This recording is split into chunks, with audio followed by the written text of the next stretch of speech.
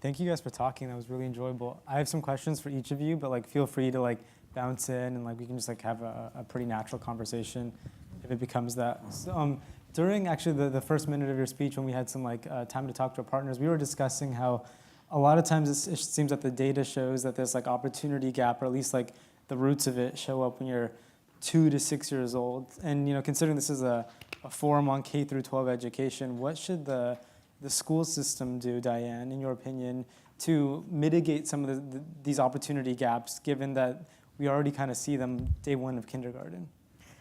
Yeah, I think that there's good evidence that we can do many things, not just in early life, although early life is for sure important, and not just in kindergarten or in preschool, but all the way up through high school and so on, to help close this gap. I don't think we really know how to stop the gap from opening in the first place without sort of major change in sort of how society is structured. But I think that for a while there were many, at least economists, who thought sort of game over by age 6, and so we really have to focus on early life. And I think that we no longer think that. I think that there's good opportunities for strong investments that will do much to close and narrow the achievement gap sort of throughout life. Nice. And Rita, we'll get back to the education piece in a second, but I know that there are a lot of students in this room that have like entrepreneurial aspirations, and a lot of that is geared towards social goods. I have a two-part question for you. One, do you have any advice for students like me that are wanting to take an idea into execution? And two, what was your motivation for creating your own independent nonprofit rather than working within existing structures to create this change? That's a great question. I guess it's advice and the sort of in and out of system question at the same time, but I found that being around other movement leaders and a part of other work was critical. So was teaching at a public school in South Carolina for several years, an administrator there, and then was actually incubated out of the Education Trust. So I said, we found something interesting. What are others doing? How does this work? And got the opportunity to embed. So I think that's a strategy for students to think about if you're going to build something. Embed with people who are already doing this work, can give you office space, access to their researchers, access to their communications people, wisdom about what's working and not. They can pay to turn on the lights and all that stuff, and you can think about it and work on your idea. So that was really powerful for me, and informed and framed a lot of what we do as an organization. And then, I think there has been a lot of talk recently about, particularly in the social sector, about this notion of an entrepreneur going off and doing amazing things on their own and creating this great idea and that sort of thing. And I think that can be the case, but much more so it's about linking up with social movements and building on the work of others. And so we've already linked arms with the College Board and IB, who run these programs, worked with the U.S. Department of Education and lots of others. So I think starting by seeing yourself as a part of something bigger and embedding on a practical level to get resources, ideas, and insights, but then as you're continuing the work, also seeing how you interconnect with and can amplify the work through really tight partnerships with others, because there is no sort of go off and do it on your own sort of option if you want to create broad-based social impact. And in the first few minutes of your presentation, you kind of canvassed the room and got a really wide array of the different types of problems we see in education that could lead to this like opportunity gap. And throughout today's sessions, we've talked about school finance reform as you've researched, early education, teacher quality, accountability policies. From each of you, has one emerged as a better solution towards addressing these achievement disparities, or it's probably going to be a combination of multiple, but is there one that's more prominent than the rest? Boy, we've got lots and lots of studies of all sorts of interventions across all sorts of different areas, and I think that among ones that where there's evidence that they work, and that includes high quality teachers, it includes class size reduction, it includes increasing pre-K, all sorts of things. None of them really crush it, right? Everything sort of helps a little bit. On the margin, and so then we have to start thinking about, well, how do we layer these things on, or where do we think about costs and benefits?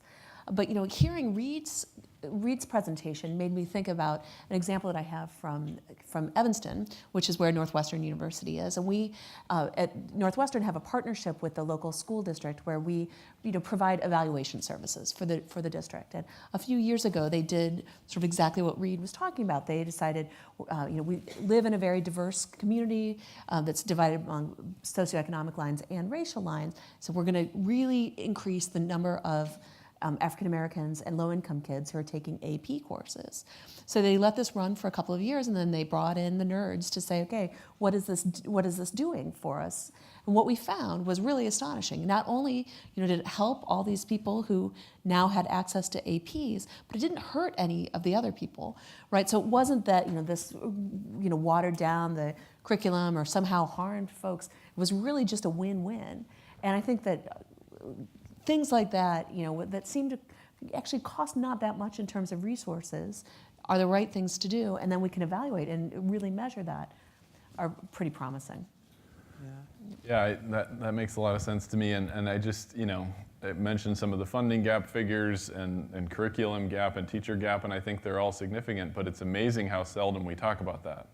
We've had so many conversations in the past decade about the achievement gap, and so few conversations about how we consistently underinvest financially with high quality teachers and with great curricular opportunities. And so I think those are great. Obviously, we focus on the curriculum one, knowing that that's really significant and an ability to shift how people are thinking about where students belong with existing resources in place. I was wondering, because we have this opportunity to talk to someone that does research and then someone who's like a practitioner in the field. What are your thoughts on standardized testing? Because I'm sure it provides a lot of data for you. Mm-hmm. I want to know what you think about it from your end as well.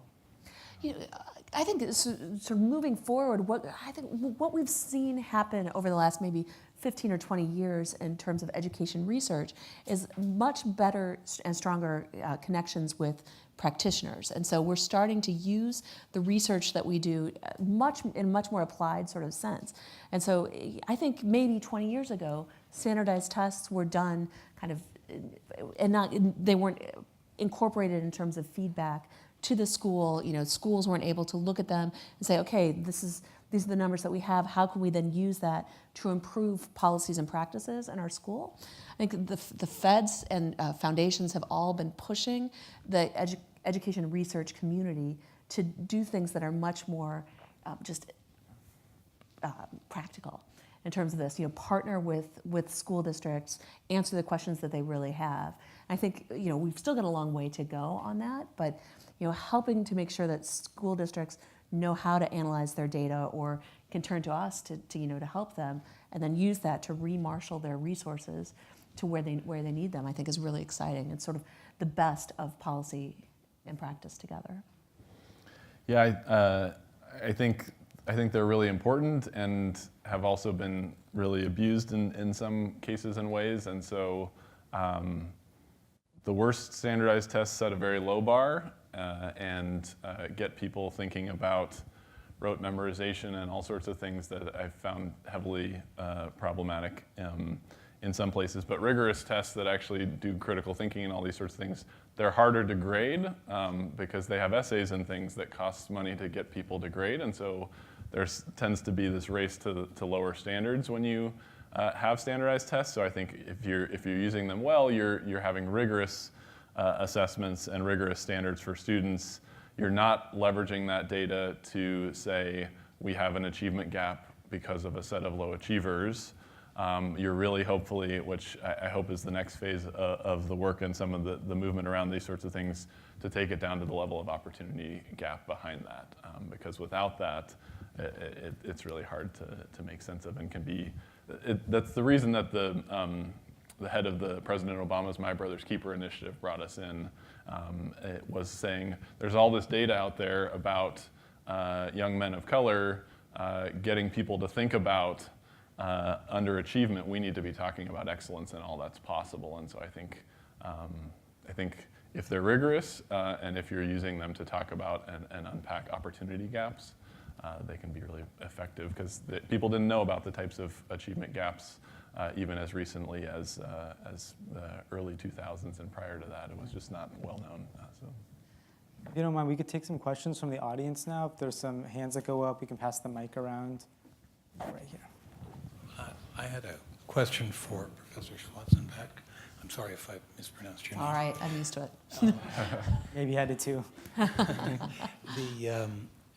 When you were discussing your factor analysis, I couldn't help thinking of Mackey's, I can use an informal term here, concept of twinning, because many of your factors are multivariable, non-orthogonal, and rather approximate because of that.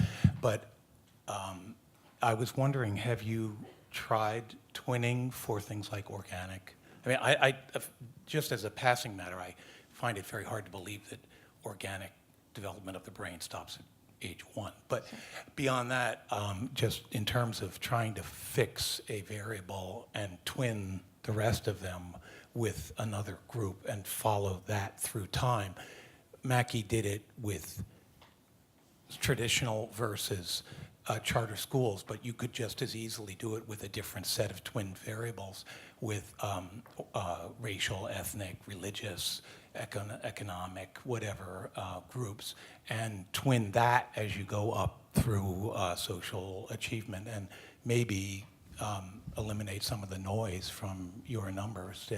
Has anybody attempted to do something like that? Do you want me to answer that, or do you want to collect a couple and we can sort of answer a group at a time? Yeah, we can take a couple and do like a group, like a large response. Over here. I had a question for Mr. Saaris. Am I pronouncing that right? Yeah, that's good. So it was about a data point you had which said that 86% of students of color are not challenged by their classes defined as AP and IB. And I was just wondering what data you collected to get that statistic. Great. I can answer that one really quickly. We surveyed millions of students across the country and matched it with their academic record.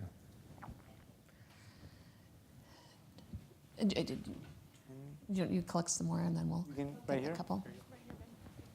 Hi, my question's also for Reid.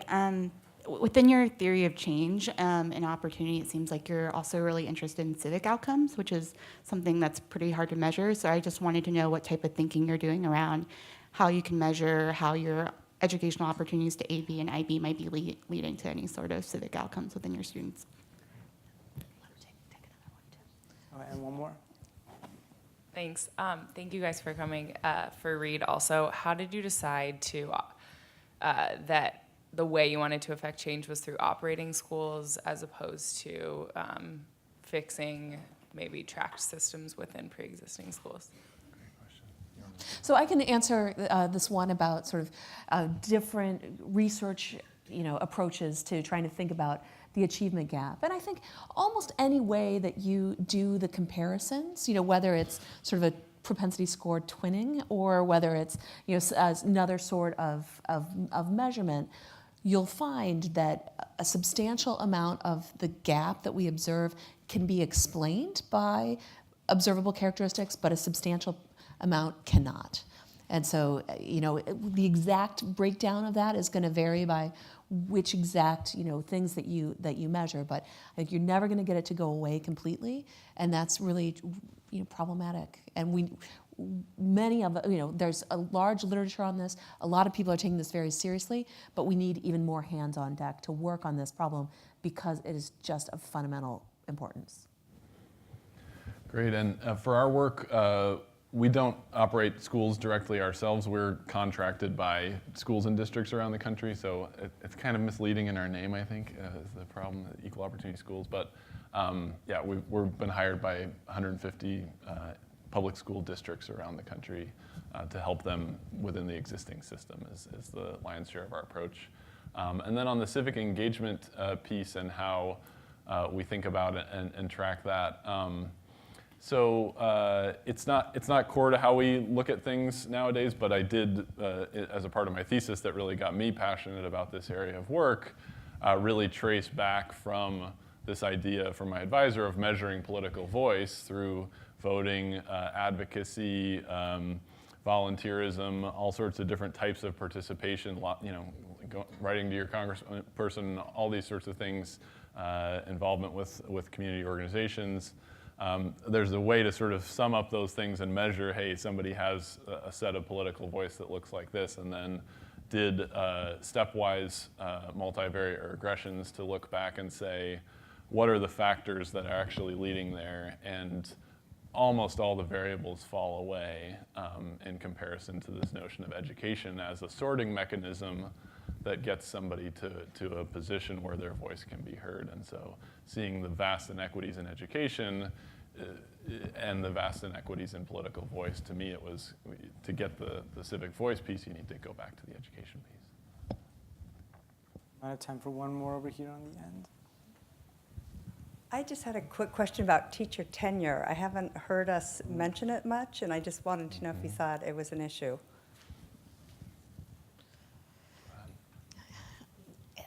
You know, I think that there's really good evidence that high-quality teachers make a real difference in their students' lives.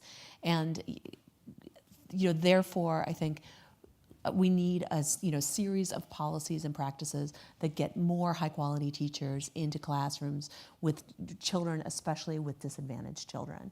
And to my mind, that might involve tenure reform. It certainly involves pay reform for teachers, and exactly how to do that I think is difficult, but I think the fundamental principle is we need more of our best and brightest in the classroom because we can measure their impact and it's large.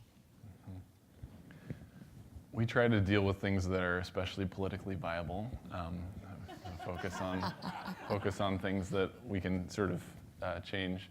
But there is an interesting piece in the building on the point here around teacher quality. There was a great Stanford Social Innovation Review article a while back that says assessing an individual's teacher quality and saying they have it or they don't, they're in or they're out, you can actually have a sort of medium quality set of teachers at a school versus a high quality set of teachers at another school, and the medium performing ones can actually be as good or better if they have this added factor of the sort of social capital and the interconnectedness and professional community pieces. And there's arguments to be made that the sort of segmenting out teachers and saying you're good, you're bad, you're in, you're out, can erode that social capital that's needed for a professional environment. So given the policies and the politics of where we are, I think an emphasis on enabling and empowering teachers to work together and learn from one another is really critical. I want to thank you guys for presenting. I think we all learned a lot. And I want to invite everyone to the reception afterwards. I'm told there will be ice cream. Is that true? Don't blame me if there's not. That's just what I've been told. I'm sure this is a smaller Q&A, so I'm sure if you have extra questions, Diane and Reid will be available during the reception time as well. Thank you. Thank you. And if everyone could just join me and thank Ellen Moore and the rest of the events team here at SIEPR for a great job.